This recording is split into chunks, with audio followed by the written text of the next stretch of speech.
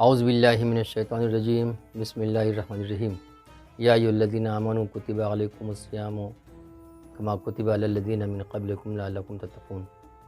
صدق اللہ العلی العظیم۔ معزز ناظرین، السلام علیکم ورحمۃ اللہ وبرکاتہ۔ آج میں آپ کی خدمت میں استقبال رمضان کے تعلق سے چند باتیں لے کر حاضر خدمت ہوں۔ ابھی میں نے آپ کے سامنے قرآن مجید کی سورہ بقرہ کی ایک آیت کریمہ تلاوت کی۔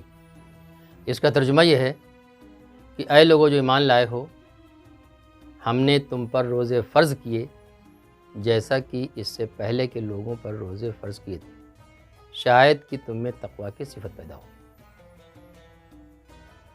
معزز ناظرین، رمضان المبارک کا عظیم الشان بابرکت مہینہ اپنے دامن میں رحمتیں اور برکتیں لیے ہوئے ان قریب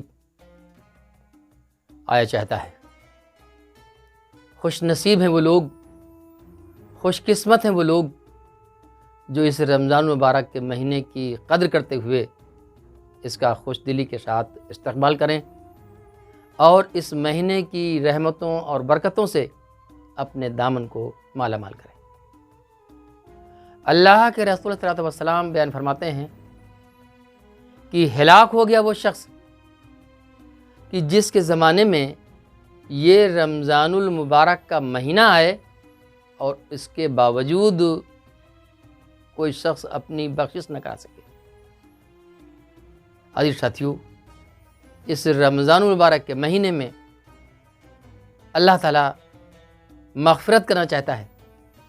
رات کے آخری حصے میں آواز دیتا ہے، پکارتا ہے کہ کون ہے جو اپنی بخشش چاہتا ہے اور میں اسے بخش دوں۔ ناظرین محترم، بھلا کون وہ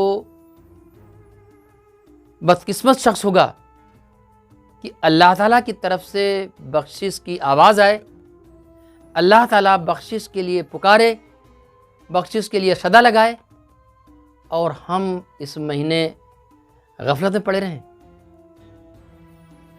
یہ رمضان المبارک کا مہینہ جو عنقریب آیا چاہتا ہے، ہم لوگوں کو اس پہلو سے غور کرنا چاہیے کہ گزشتہ سال رمضان المبارک کے مہینے میں کتنے ہی ایسے لوگ تھے کہ جو ہمارے آپ کے ساتھ میں تھے، ساتھ میں افطار کیا، تراویح کی نمازیں ادا کیں، عید میں ساتھ تھے، عید میں گلے ملے، لیکن آج وہ ہمارے اور آپ کے درمیان نہیں ہے۔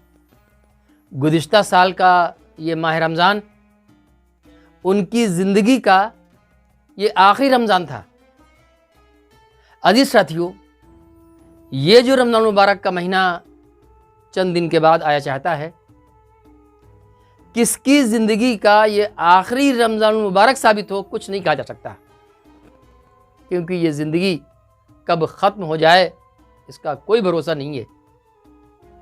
اگر ہماری زندگی کا یہ رمضان المبارک اگر آخری رمضان المبارک ہو اور اگر اس کی ہم قدر نہ کریں، اس کی رحمتوں اور برکتوں سے اپنے دامن کو مالا مال نہ کریں، تو اس سے بڑی بدنصیبی کیا ہو سکتی ہے۔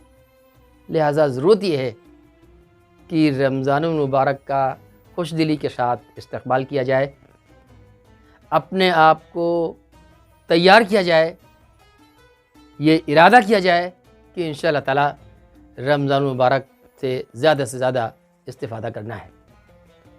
ناظرین محترم، یہ رمضان المبارک کا مہینہ، اس کی رحمتوں اور برکتوں کا اندازہ آپ اس بات سے لگا سکتے ہیں کہ اس مہینے میں کوئی شخص اگر ایک نیک کام کرتا ہے تو اس کا اجر دیگر مہینوں کے مقابلے میں 70 گنا بڑھا کر دیا جاتا ہے۔ کوئی شخص ایک فرض کام کرتا ہے، اس کا اجر 70 فرض کے برابر دیا جاتا ہے۔ کوئی شخص اس مہینے میں ایک نفل کام کرتا ہے تو اس کا اجر ایک فرض کے برابر دیا جاتا ہے۔ اللہ تعالیٰ کی جانب سے رحمتوں اور برکتوں کی بارش ہوگی اس مہینے میں انشاءاللہ تعالیٰ۔ نیکیوں کا موسم بہار ہے یہ رمضان المبارک کا مہینہ۔ اس مہینے میں شرکش شیاطین قید کر دیے جاتے ہیں، تو ضرورت یہ ہے کہ اس مہینے کے شایان شان اس کا استقبال کیا جائے اور اپنے دامن کو مالا مال کرنے کی کوشش کی جائے۔ معزز ناظرین، اس پہلو سے بھی غور کرنے کی بات ہے کہ یہ رمضان المبارک کا مہینہ جو بابرکت مہینہ ہے، اس کی وجہ کیا ہے؟ ظاہر سی بات ہے کہ اللہ تعالیٰ نے دن اور مہینے اور وقت اور سال یہ تو اللہ تعالیٰ نے بنائے۔ سال کے 12 مہینے ہوتے ہیں، اس رمضان المبارک کے مہینے میں کیا خاص بات ہے کہ جس میں اللہ تعالیٰ کی خصوصی رحمتوں اور برکتوں کا نزول ہوتا ہے؟ اس پر آپ اگر غور کریں گے، ایک بات یہ کہی جا سکتی ہے کہ یہ مہینہ اس لیے برکت والا مہینہ ہے کہ اس میں روزے رکھے جاتے ہیں اس مہینے میں، لیکن پھر بھی سوال برقرار ہے کہ 30 روزے رکھنا یہ تو سال کے جو اور 11 مہینے ہیں، آخر اس میں کیوں نہیں؟ اس رمضان المبارک کے مہینے میں خاص بات کیا ہے کہ اللہ تعالیٰ نے روزوں کے لیے اس رمضان المبارک کے مہینے کا جو انتخاب کیا، اس کی خاص بات کیا ہے؟ بھئی روزے کسی مہینے میں بھی رکھے جا سکتے تھے۔ عزیز ساتھیو، اس پر ہم لوگ جتنا غور کریں تو آپ دیکھیں گے، اور قرآن مجید کی جانب اگر رجوع کیا جائے اور قرآن مجید سے معلوم کیا جائے کہ اس مہینے میں خاص بات کیا ہے، تو قرآن جو کہتا ہے وہ یہ ہے، اللہ تعالیٰ نے بیان فرمایا، اعوذ باللہ من الشیطان الرجیم، بسم اللہ الرحمن الرحیم، شہر رمضان الذی انزل فیہ القرآن ھدی للناس وبینات من الھدی والفرقان فمن شہد منکم الشہر فلیصمہ، صدق اللہ العظیم۔ اس میں جو بات بیان کی گئی، اس کا ترجمہ یہ ہے کہ رمضان وہ مہینہ ہے جس میں قرآن نازل کیا گیا۔ یہ سارے انسانوں کے لیے ہدایت ہے اور ایسی واضح تعلیمات پر مشتمل ہے کہ حق اور باطل کو کھول کر رکھ دینے والی یہ کتاب ہے۔ سو جو شخص اس مہینے کو پائے، اس کے لیے لازم ہے کہ روزہ رکھے۔ معزز ناظرین، قرآن مجید کی اس آیت اس کے ترجمہ سے یہ بات واضح ہوتی ہے کہ اللہ تعالیٰ نے روزوں کے لیے رمضان المبارک کے مہینے کا جو انتخاب کیا، اس کی وجہ یہ ہے کہ یہ وہ مہینہ ہے جس میں قرآن نازل کیا گیا۔ دراصل برکت والی چیز تو قرآن مجید ہے، لہٰذا اور ہم غور کریں کہ اس قرآن مجید جس فرشتے کے ذریعے سے یہ نازل ہوئی، حضرت جبریل امین علیہ السلام، ان کا مقام تمام فرشتوں میں ان کا مقام بلند ہے۔ جس نبی پر یہ قرآن نازل ہوا، جس نبی کے قلوب پر یہ نزول قرآن ہوا، ان کا مقام آپ دیکھیں کہ سارے انسانوں میں آپ کا مقام، آپ کا مرتبہ بلند ہے۔ تمام انبیاء کرام میں مرتبے کے اعتبار سے آپ بلندی پر فائز ہیں۔ لہذا قرآن جن پر نازل ہوا، وہ نبی تمام انبیاء کرام میں ان کا بلند مقام ہے۔ اور قرآن مجید میں اللہ تعالیٰ بیان فرما رہا ہے کہ انا انزلناہ فی لیلۃ القدر وما ادراک ما لیلۃ القدر، ہم نے اس قرآن کو برکت والی رات میں نازل کیا، تم کیا جانو وہ برکت والی رات کیا ہے؟ اس سے اندازہ ہوتا ہے کہ قرآن مجید جس رات میں نازل کیا گیا، وہ رات 1000 راتوں سے بڑھ کر برکت والی رات ہے۔ لہذا اصل چیز جو برکت والی ہے وہ قرآن مجید ہے۔ قرآن مجید ھدی للناس ہے، سارے انسانوں کے لیے ہدایت ہے۔ قرآن مجید اس رمضان المبارک کے مہینے میں جو نازل ہوئی، یہ رمضان المبارک کا مہینہ دراصل قرآن مجید کی سالگرہ ہے۔ یہ قرآن سارے انسانوں کے لیے ہدایت ہے۔ ضرورت یہ ہے کہ قرآن مجید سے ہمارا گہرا ربط اور گہرا تعلق ہو۔ نبی کریم صلی اللہ علیہ وسلم کو ہر سال جبریل امین علیہ السلام قرآن مجید سناتے تھے۔ آخری مرتبہ تو حضرت جبریل امین علیہ السلام نے 2 مرتبہ قرآن سنائی۔ لہذا آج بھی سلسلہ چل رہا ہے، ہر مسجد میں قرآن مجید حفاظ کرام سناتے ہیں، لوگ سنتے ہیں۔ لیکن افسوس یہ ہے کہ ہمارے یہاں قرآن مجید جو سننے سنانے کا جو سلسلہ ہے، بلا شبہ اجر ثواب تو ملے گا کیونکہ قرآن مجید ہم پڑھیں گے، سنیں گے، لیکن صحیح معنوں میں قرآن مجید سے فائدہ اسی وقت حاصل ہوگا کہ جب اس کا ترجمہ ہم پڑھیں گے اس کے ترجمے پر غور و فکر کریں گے، مختلف علماء کرام نے جو اس کی تفاسیر لکھی ہیں انہیں ہم پڑھیں گے تو انشاء اللہ ہم کو فائدہ ہوگا اور اس سے ہدایت حاصل ہوگی۔ پھر جو قرآن مجید کی جب اس آیت پر ہمارا ایمان ہے کہ یہ ہدی للناس ہے، یعنی سارے انسانوں کے لیے ہدایت کی کتاب ہے، مسلمانوں کی یہ ذمہ داری ہے کہ قرآن مجید کے اس پیغام کو سارے انسانوں تک پہنچانے کی کوشش کی جائے۔ ہم خود بھی قرآن مجید سے اپنے تعلق کو مضبوط کریں، قرآن مجید کی تلاوت کریں، اس پر غور و فکر کریں، اس کے مطابق زندگی عمل کرنے کی کوشش کریں اور اللہ کے اس کلام کو سارے انسانوں تک پہنچانے کی کوشش کریں۔ پھر عزیز ساتھیو، ایک پہلو سے اور غور کرنے کی ضرورت ہے۔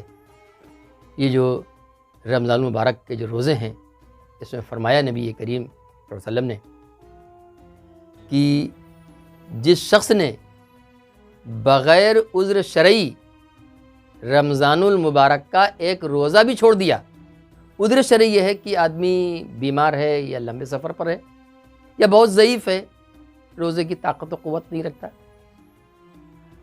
عذر شرعی کے بغیر اگر کسی شخص نے رمضان المبارک کا ایک روزہ چھوڑ دیا تو چاہے وہ پوری عمر روزہ رکھتا رہے لیکن اس رمضان المبارک کے روزے کے برابر نہیں ہو سکتا۔ لہٰذا اس وقت کو غنیمت جانتے ہوئے بھرپور اس کا استعمال کرنا چاہیے۔ بالخصوص آج ہمارے یہاں جو پوزیشن ہے، جو صورتحال ہے، کتنے لوگ روزہ رکھتے ہیں، اس پر غور کرنے کی ضرورت ہے۔ جو لوگ کام کرتے ہیں، محنت کرتے ہیں، وہ تو کس طرح سے کہتے ہیں کہ روزہ نہیں رکھ پاتے۔ کیوں نہیں رکھتے؟ کہ بھئی ہم فلاں کام کرتے ہیں، ہم فلاں کام کرتے ہیں، وہ محنت والا کام کرتے ہیں، ہم دھوپ والا کام کرتے ہیں، اس وجہ سے روزہ نہیں رکھتے۔ وہ ہے کہ وہ خود ہی انہوں نے مان لیا کہ محنت کرنے سے اور دھوپ میں کام کرنے سے روزہ رکھنا ضروری نہیں ہے، جیسے وہ اپنی زبان سے جو کہتے ہیں کہ جو جواز پیش کرتے ہیں۔ حالانکہ ہر مسلمان بالغ اور عاقل مرد عورت پر روزہ فرض ہے۔ لہٰذا ضرورت یہ ہے کہ اس رمضان المبارک کا خوش دلی کے ساتھ اس کا استقبال کریں، اس کا احترام کریں اور روزہ رکھیں۔ ہاں، اگر عذر شرعی کی وجہ سے کوئی شخص روزہ نہ رکھ سکے، پھر بھی ضرورت یہ ہے کہ رمضان المبارک کے مہینے میں کھلم کھلا کھانے پینے سے پرہیز کریں۔ آج افسوس یہ ہے کہ رمضان المبارک کے مہینے میں بعض ہمارے بھائی کھانا کھاتے پیتے بیڑی، پان اور سگریٹ اور گٹکے اور تمباکو کھاتے پیتے نظر آتے ہیں۔ یہ کیا ہے؟ رمضان المبارک کی رحمتوں اور برکتوں کا ہم مذاق اڑا رہے ہیں۔ اللہ تعالیٰ کا حکم ہے روزہ رکھنے کا۔ اس رمضان المبارک کے مہینے میں ہم کھانا کھا پی کر کے کھلے عام بیڑی، پان اور سگریٹ کھا کے وہ ہے کہ ہم اللہ تعالیٰ کے حکم کا مذاق اڑا رہے ہیں۔